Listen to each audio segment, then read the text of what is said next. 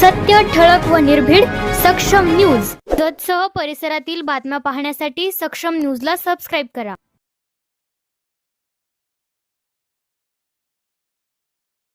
सोलापूर जिल्हा परिषद गटामध्ये माननीय श्री शंकर वगैरे सर यांनी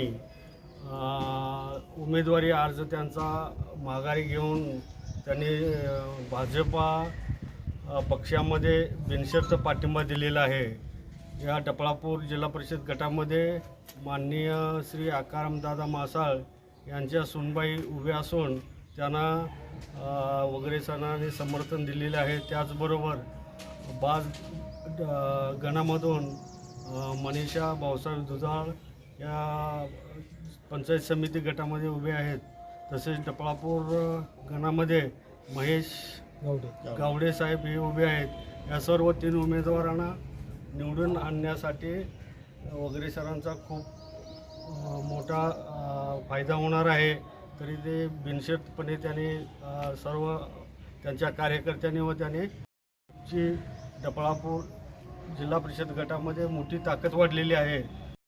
मी एक अंकलेगावचा कार्यकर्ता आणि पडळकर साहेबांचा कार्यकर्ता म्हणून सांगू इच्छितो.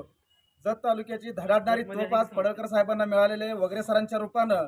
त्यामुळं तालुक्यात सर्वच्या सर्व सीटा आज निवडून आल्यात हे मी जाहीर करतो.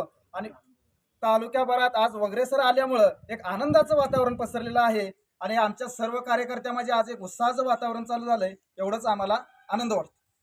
जत तालुक्यातील जिल्हा परिषद पंचायत समिती निवडणुकांच्या पार्श्वभूमीवर भारतीय जनता पार्टीमध्ये जत तालुक्याचे नेते माननीय शंकररावजी वगैरे सर यांनी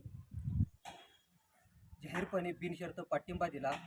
आणि टपळापूर जिल्हा परिषद गटामध्ये टपळापूर पंचायत समिती गट, बाज पंचायत समिती गट आणि झेडपी अशा 3 उमेदवारांना निवडून आणण्यासाठी त्यांनी पुऱ्या ताकदीने जाहीर असा पाठिंबा दिला.